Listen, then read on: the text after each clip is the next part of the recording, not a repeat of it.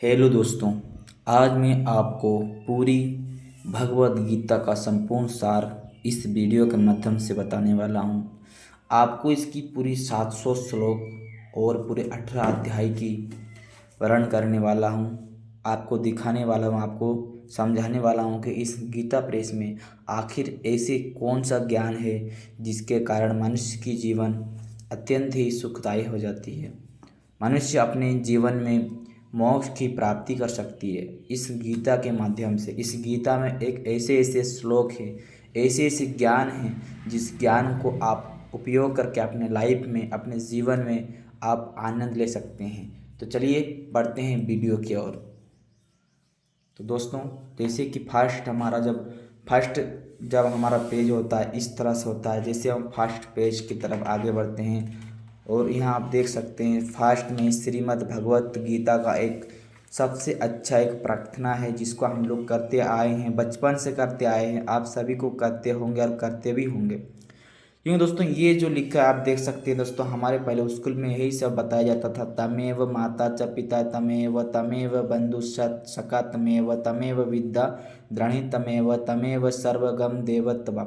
ये जितना भी ये जो प्रार्थना है ये भगवान के प्रति प्रार्थना है, ठीक है।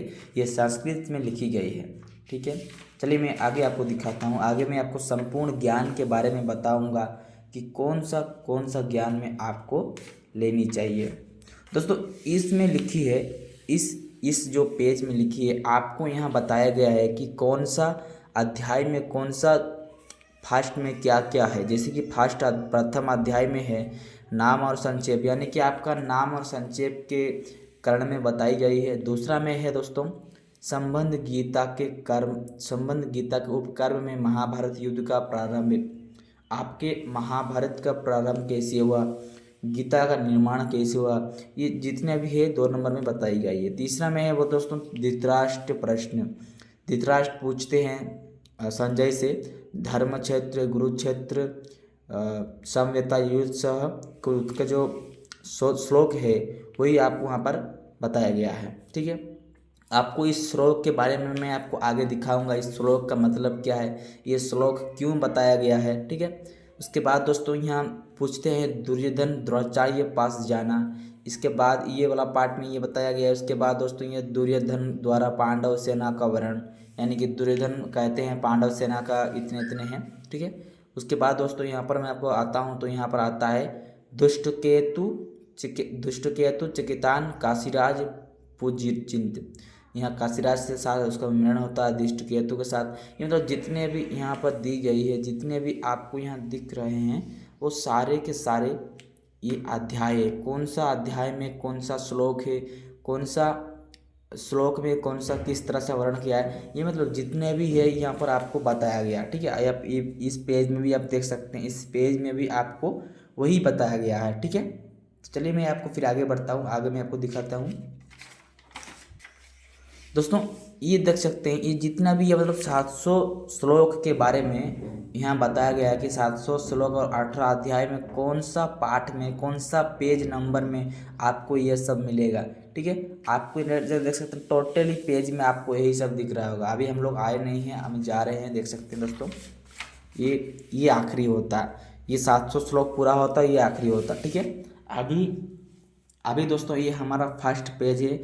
यहाँ आपको लिखी गई है कि हमारा हमारा जो महाभारत जो हुआ था, जो गीता का निर्माण हुआ था, कौन सा जगह कौन सा युद्ध हुआ था, अर्जुन ने क्या कहा था, इसके बारे में यहाँ थोड़ा सा वर्णन किया है, ठीक है। और ये भी देखिए वही लिखा है। तो मैं आपको थोड़ा सा पढ़ के भी सुना देता हूँ कि इसका वर्णन इस जो पुस्तक में है ये संपूर्ण चीज़ यहाँ पर आपको बताया गया है कि कौन सा चीज़ आपको हमारे गीता के अंदर मिलेंगे, ठीक है। मैं आपको थोड़ा सा पढ़ के दिखा देना चाहता हूँ।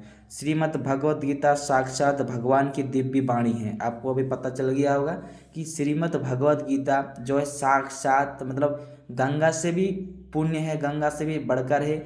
हमारा गंगा तो हमारा भगवान श्री कृष्ण के चरणों से आया था, विष्णु के। तो ये जो गीता है ये साक्षात कहते हैं कि भगवान के मुख से निकली हुई ये गीता है, ठीक है।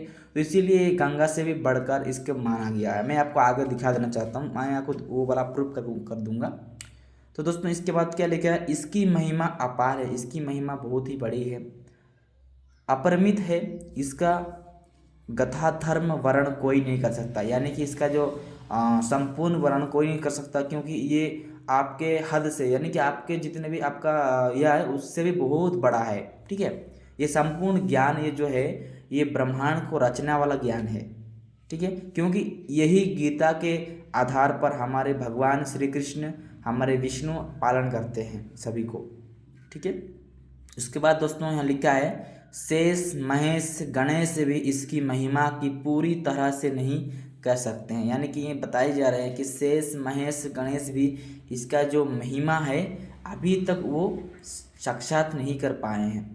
ठीक है, उसके बाद यहाँ क्या लिखा है, फिर मनुष्य की तो बात ही क्या है, और हम जैसे मनुष्य की बात ही क्या है, जब भगवान ही इसको पूरा निरंतर करते हैं तो हमारी और बात ही क्या है। परंतु जितनी महिमा इसकी अब तक गई आई है, इसे एकत्र एक लिया जाए तो भी यो नहीं कहा जाता। इसकी महिमा इतनी ही है, सच्ची बात तो यो है कि इसकी महिमा पूर्णतः वर्ण हो ही नहीं सकता। यानी कि ये जितना दिया है ये तो हमारा थोड़ा मोड़ा है, कल्पना है, लेकिन इससे भी कहीं गुना ज़्यादा, यानी कि इससे भी कहीं गुना ज़्यादा और है जो कि हम लोग वर्ण नहीं कर सकते हैं। ठीक है, उसके बाद हम लोग कहाँ थे, यहाँ पर थे, जिस वस्तु का वर्ण हो सकता है वो अपरिमित कहा रही, वो तो परिमित हो गई।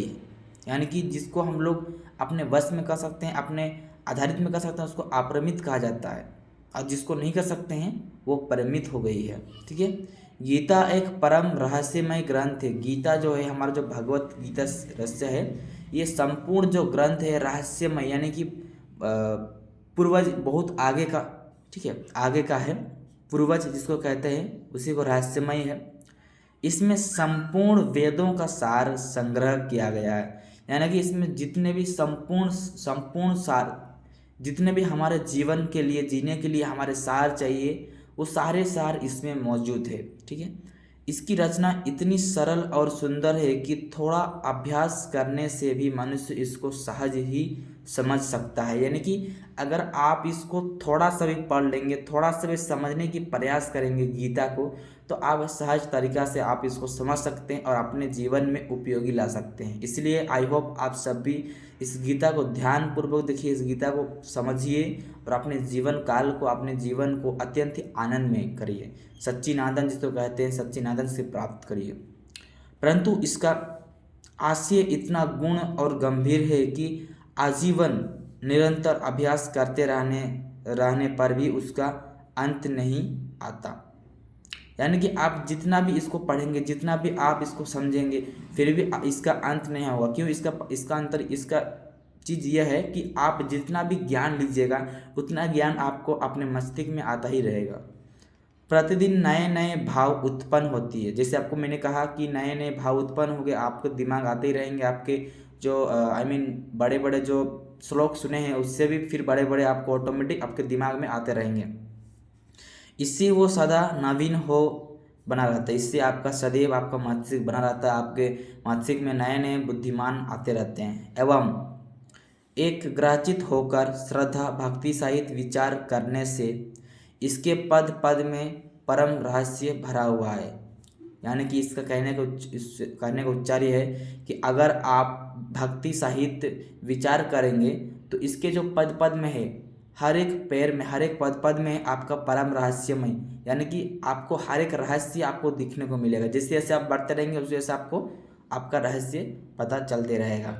जैसे आप सबको पता ही होगा कि हमारा अभी वैज्ञानिक श्री कृष्ण का रहस्यमय जो है गुफा, रहस्यमय जो मंदिर है उसको खोज निकाला, जिसको कहते हैं 5000 साल का प्राचीन पुराना मंदिर है। ठीक है, तो फिर क्या लिखा है, प्रत्येक के प्रतीत होता है भगवान के गुण भाव स्वरूप तत्व रहस्य और उपासना का तथा कर्म एवं ज्ञान का वर्णन जिस प्रकार इस गीता शास्त्रों में किया गया है वैसा अन्य ग्रंथों में एक साथ मिलना कठिन है। इनका कहने का मतलब है कि जितने भी ग्रंथ हैं, बहुत सारे ग्रंथ हैं, हमारे हिंदू धर्म में बहुत सारे ग्रंथ हैं, लेकिन सारे ग्रंथ में आपको सिर्फ एक एक, यानी कि अगर मान लीजिए शिव पुराण करते हैं तो आपको शिव का ही बारे में बताया गया है, लक्ष्मी पुराण करेंगे तो लक्ष्मी पुराण, यानी कि जितने भी पुराण हैं, जितने भी ग्रंथ हैं, आपको उनमें सिर्फ एक एक चीज़ मिलेंगे। लेकिन हमारे जो गीता शास्त्र है, ये जो गीता शास्त्र है, इसमें आपको 700 श्लोक और 18 अध्याय, यानी कि जितने भी ज्ञान है मनुष्य को जीने के लिए, मनुष्य को कर्तव्य करने के लिए, वो सारे ज्ञान, वो सारे चीज़ आपको गीता में प्राप्त होंगे। यानी कि अगर आप गीता एक बार पढ़ लिए तो आपको दोबारा कोई भी ग्रंथ पढ़ने की जरूरत नहीं पड़ेगी। कहने का यही है, ठीक है, कहने का तात्पर्य यही है दोस्तों। वैसे अन्य ग्रंथों में एक साथ मिलना कठिन है। जैसे आपको मैंने कहा कि दूसरा जगह मिलना कठिन ही नहीं, नामुमकिन भी है। भगवत गीता एक ऐसा उपनिमय शास्त्र है जिसका एक भी शब्द सदुपयोग से खाली नहीं है। इनका कहने का अर्थ है कि आपका जितना भी गीता में ज्ञान है, जितना भी गीता में सार एवं श्लोक है, वो सारे श्लोक हमारे जीवन में उपयोगी है। वो सारे श्लोक को हम लोग उपयोग करके ही आगे बढ़ सकते हैं, अपने जीवन को जी सकते हैं, जिसका एक भी शब्द सदुपयोग खाली नहीं, यानी कि हमारा जो एक भी उनका जो हमारा गीता श्लोक है वो हमारे खाली में नहीं जाते हैं। दूसरी में लिखा है, गीता एक भी शब्द ऐसा नहीं है जो रोचक कहा जा सके, ठीक है। इसके जितने बातें कहा गई है वे सभी अक्षरश यथार्थ है, सत्य रूप है। भगवान की वाणी में रोचक तक कल्पना करना है, उसका निरंतर करना है।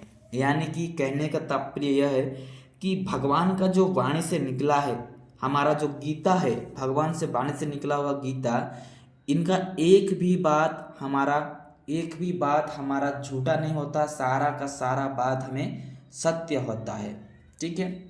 गीता शास्त्रीयमय, गीता में सारे शास्त्रों का सार भरा हुआ है। हमारा जो गीता में है वो सारे 700 जितना भी मतलब सार है, वो सारे के सारे सार इस हमारे गीता, महागीता, श्रीमद् गीता में मौजूद है। यानी कि आप यहाँ अपने मौजूदगी कर सकते हैं।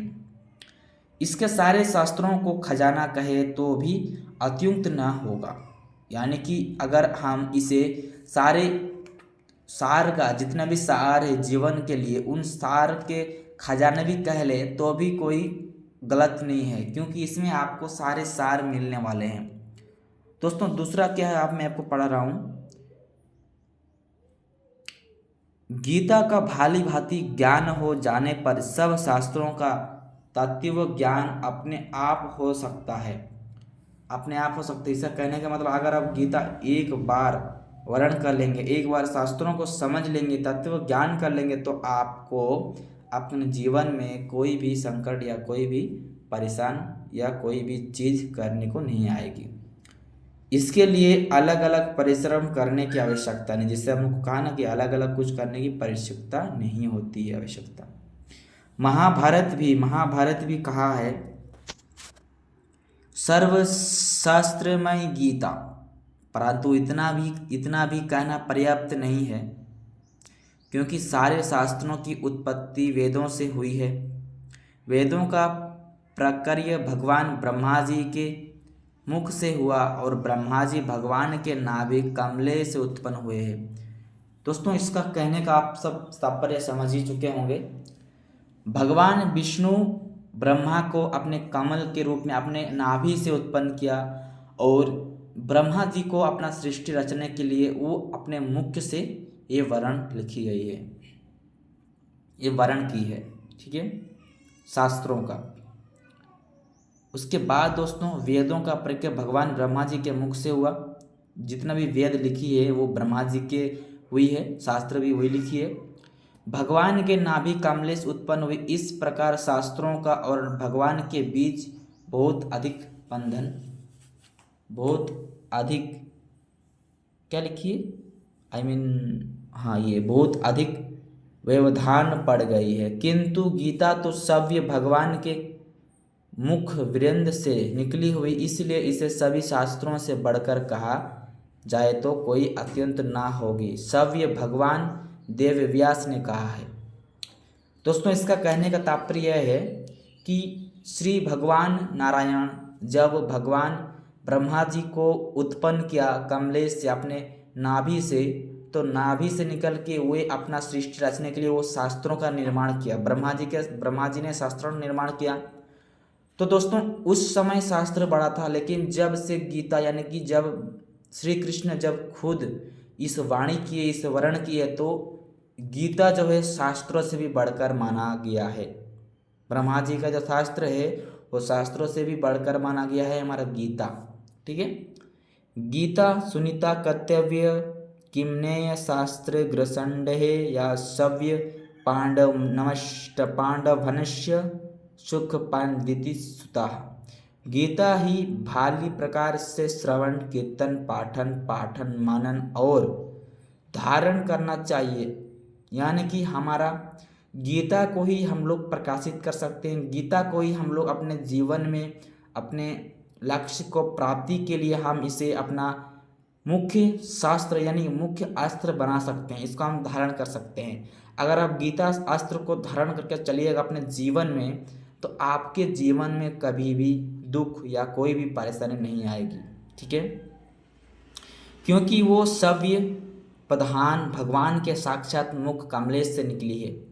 क्योंकि दोस्तों ये शव्य भगवान से मुख्य से निकली है, भगवान नारायण के मुख से निकली है, इसलिए ये अस्त्र से बढ़कर कोई अस्त्र नहीं।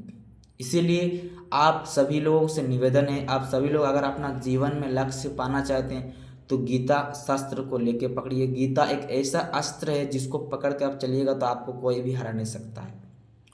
इस श्लोक में पदभान शब्द का उपयोग करके महाभारत करने की यही बात युक्त की है।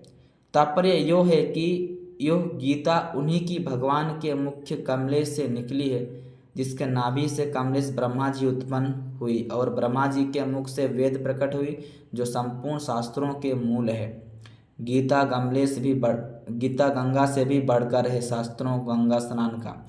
दोस्तों जैसे कि आपको मैंने कहा फास्ट में ही कि गीता जो है गंगा से भी बढ़कर है। आप यहाँ देख भी सकते हैं, लिखी भी है, गीता गंगा से भी बढ़कर है शास्त्रों में स्नान का। यानी कि गीता आप जो गंगा स्नान करते हैं, गंगा स्नान में जितना पुण्य नहीं मिलता है उतना आपको गीता में मिलेगा। इसका भी एक कारण है, मैं आपको भी समझाऊंगा गीता में स्नान करने से क्या पुण्य, और भगवान श्री जो वेद है, जो नारायण है, इनका जो मुख से निकली हुई गीता है, उनको क्यों इतना महत्व दिया गया है। दोस्तों ये जो गीता है इसको अगर आप पढ़ेंगे तो आपका सुनने वाला तक, यानी कि अगर आप किसी भी कहीं भी ये पढ़ते हैं गीता, आपके घर में कोई भी अगर आपका कानों तक गूंजता है तो वो उनका भी पाप धुल जाता है। यानी कि कहते हैं, नारायण कहते हैं, अगर मेरी गीता कोई भी पढ़ेगा, पढ़ने वाला तो सभी मुक्त होगा ही, अथा जो सुनने वाला होगा वो भी मुक्त हो जाएगा। लेकिन दोस्तों गंगा में ऐसा नहीं होता है। गंगा स्नान में आप जब नहान करेंगे, आप खुद करेंगे तो आपका खुद का ही पाप धुलेगा, ना कि किसी और का। ठीक है, लेकिन गीता में ऐसा नहीं है। गीता में अब सबका पाप धुलेगा, इसीलिए गीता का आवरण करिए। गीता समस्त प्राणियों के लिए अच्छी है। गीता एक शास्त्र नहीं बढ़कर अस्त्र भी है। इसलिए आई होप आप समझ रहे हैं मैं क्या कहना चाहता हूँ। और मैं दोस्तों आज का ये अध्याय, आज का ये जो संपूर्ण श्लोक था, यानी कि जो आपका ये पेज था, संपूर्ण ख़त्म कर दिया। बाकी मैं आपको इसके बारे में कल बताऊंगा। आई होप ये आपको समझ चुका होगा मैंने आपको जो समझाया है। अगर वीडियो अच्छा लगे तो आप सब एक लाइक और एक सब्सक्राइब कर दीजिए, ताकि मैं ऐसे ग्रंथ के बारे में और भी आपको बताएं। वैसे भी आपको मैं ये जितने भी आपके जो गीता ज्ञान है, जितने भी सार है, मैं सारे के सार मैं आपको बताने वाला हूँ। तो हमारे चैनल को एक सब्सक्राइब करिए ताकि आप गीता ज्ञान आपको ऐसे ही मिलता रहे। Thank you.